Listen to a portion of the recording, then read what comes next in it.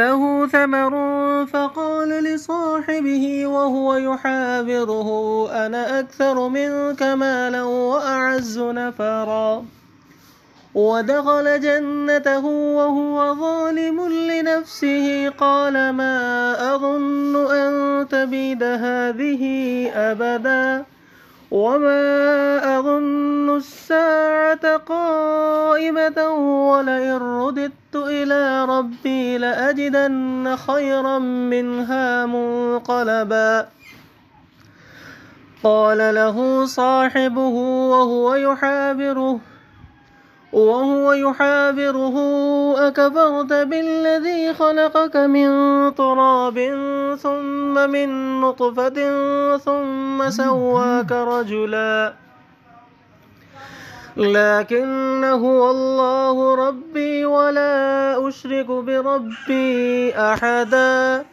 ولولا إذ دخلت جنتك قلت ما شاء الله لا قوة إلا بالله إن ترني أنا أقل منك مالا وولدا فعسى ربي أن يؤتيني خيرا من جنتك ويرسل عليها حسبانا من السماء فتصبح صعيدا زلقا أو يصبح ماؤها غورا فلن تستطيع له طلبا.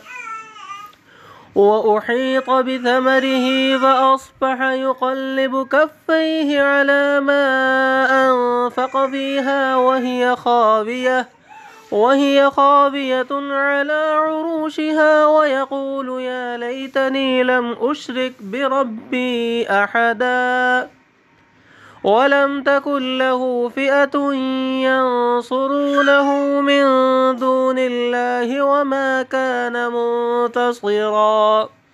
هنالك الولاية لله الحق هو خير ثوابا وخير عقبا. واضرب لهم مثل الحياة الدنيا كماء إن أنزلناه من السماء فاختلط به نبات الأرض فأصبح هشيما تذروه الرياح وكان الله على كل شيء مقتدرا. المال والبنون زينة الحياة الدنيا والباقيات الصالحات خير عند ربك ثوابا وخير أملا.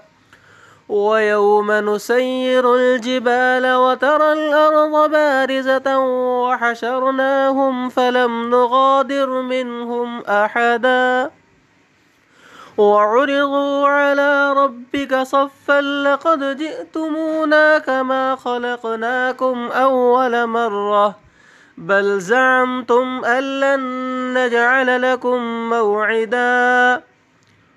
فترى المجرمين مشفقين مما فيه ويقولون يا ويلتنا ما لهذا الكتاب لا يغادر صغيرة ولا